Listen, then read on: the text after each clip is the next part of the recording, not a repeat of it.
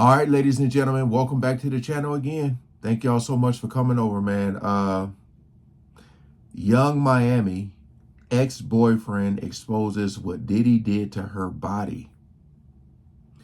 Look, man, we all know everything that's going on with the trial right now. I don't know if she has spoken out or said anything, but allegedly, I heard, that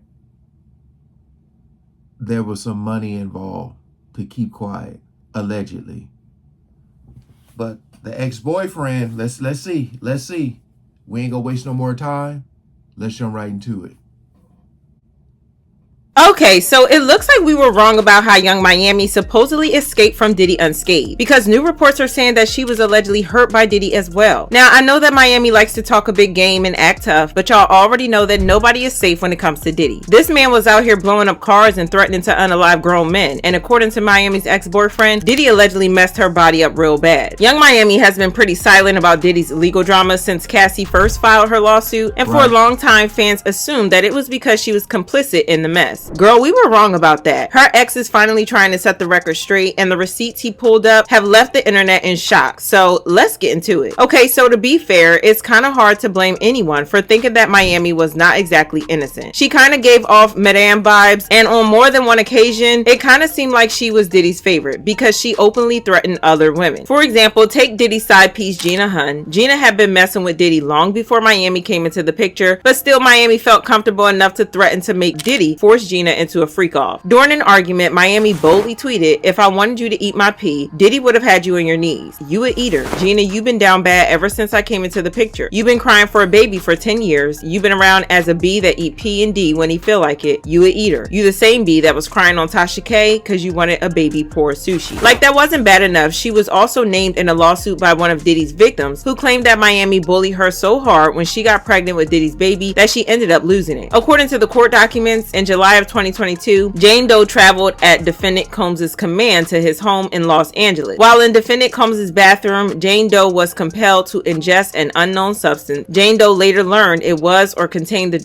ketamine and or other substances, which caused Jane Doe to black out and lose consciousness intermittently throughout the night. Jane Doe did not consent to ingesting ketamine and or other substances. She said that after losing consciousness from the substances, she woke up covered in bruises, which made her realize something terrible had happened to her during that time. She wrote, Combs would make her perform a show for him and would ply her with alcohol and substances until she passed out. It went on. She would wake up with bruising and injuries, but with no recollection of how she sustained her injuries. This continued until July of 2024. The victim went on to claim that she eventually got pregnant with Diddy's baby, which caused Young Miami to allegedly until she had a miscarriage. The document said shortly thereafter, Jane Doe took a pregnancy test, which was positive. Jane Doe informed defendant Combs of the positive test. Carisha Brownlee, defendant Combs' associate, Jane Doe by repeatedly calling her and telling Jane Doe to have a termination. Jane Doe suffered a miscarriage and did not speak to defendant Combs or his team for approximately 3 months. So yeah, it was kind of hard to see Miami as a victim. But the thing in cases like this is that two truths can coexist. While she could have been mean to other women, she could have also been a victim herself. And according to a man that fans believe to be her ex, she was allegedly victimized by Diddy. And get this, the ex is claiming that we have things the wrong way and that there was more to the story than we were told. For example, y'all remember how Lil Rod claimed that Miami used to move substances for Diddy? Lil Rod wrote, plaintiff and the Combs Rico Enterprise were rehearsing for something in the Westival in Virginia. The court filing reads, plaintiff Jones personally witnessed Mr. Combs do a few lines of nose candy in his dressing room. Defendant Sean Combs wanted 2C, but Brendan forgot it, so defendant Christina Quorum called Young Miami, who then brought it on the private jet from Miami. Well, the supposed ex... Damn, Christina Quorum name, man. Her name is everywhere.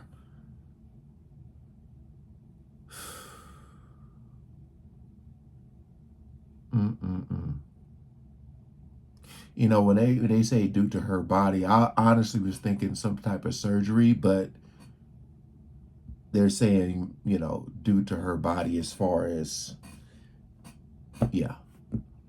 illegal things. You got to be kind of clever with these titles, like I said, because your videos can get taken down. But man, It all comes back to the money, to the dollar bill, y'all. It all comes back to that, and then the things people will do for it to continue to live a lavish lifestyle. You know, when you're in it and you see how much access you have to things that you thought you would never touch, it becomes addicting, and you can't go back to a normal life. A normal life is the best life. But a lot of these people have money that will outlive them to the point where they don't even know what to do with it. And these are the results you get. A lot of wilding out, a lot of crashing out, a lot of, you know, when your morals are in question. Now claiming that she didn't exactly have a choice. She had to do what Diddy told her when he told her, or there would be consequences. Now this might seem hard to believe at first, but then we've had multiple people testifying during the trial that you had to obey Diddy at all times, or he would get mad. And y'all know what happens when he's mad. He has been accused of putting his paws on so many women, so everybody just went along with what he wanted. So if Diddy wanted Young Miami to drop everything and bring him nose candy wherever he was, y'all best believe that's what would have happened. But wait, because that's not all. Y'all remember when Miami bragged about how she Remember, Cassie talked about that too. The you know, the golden shower thing. So it's like it all like adds up, man. It all adds up. It just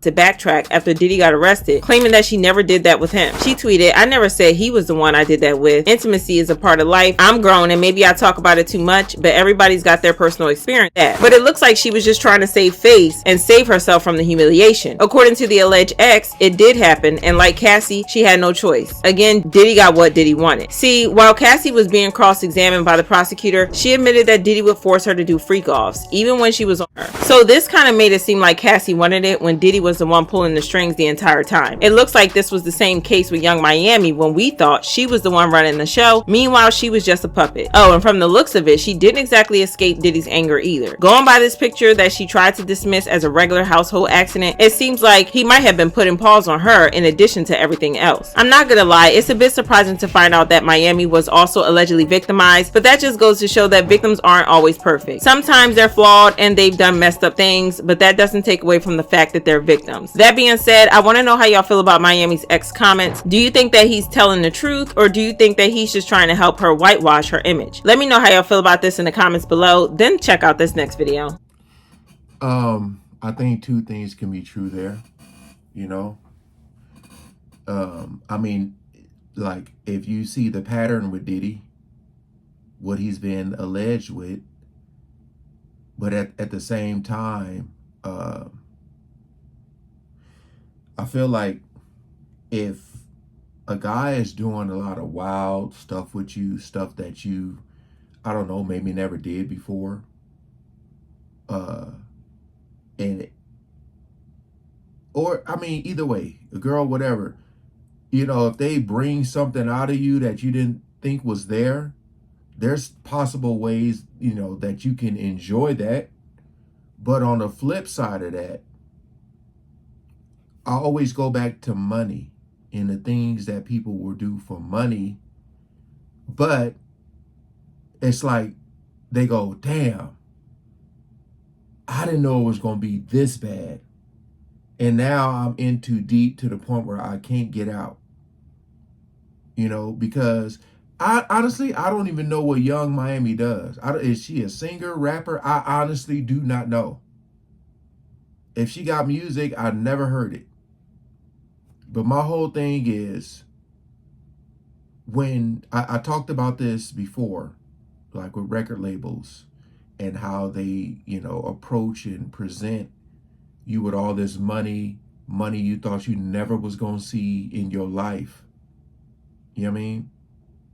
Especially when you come from nothing, they got you. They got you. And then you start to go to these parties and you're like, oh my God, this person is here, that person is here. You know, you see those all white parties where they say they be there networking. you know, where you can like touch one of your favorite celebrities, and you get, you know, you get into this lifestyle, and it's like, oh my goodness, like I can't go back to being normal. And then you're willing to do all these things. But then some of those things become unwillingly. You know what I mean? And now stuff you might have been consenting to, now you don't want to do it no more. And you can't say no now because they don't allow it. Now you feel like you're stuck, like you're trapped. So you're doing everything that they want you to do. You're even helping them do it to other people. It always start with the money. You think broke people, you think you're gonna be doing this for someone that's broke?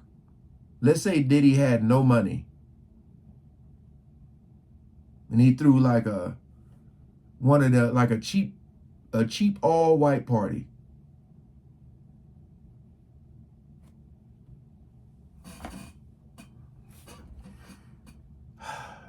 I have to do a lot of editing in this video, but yeah. Appreciate you guys coming over and watching. Please like, share, and comment below. Peace out.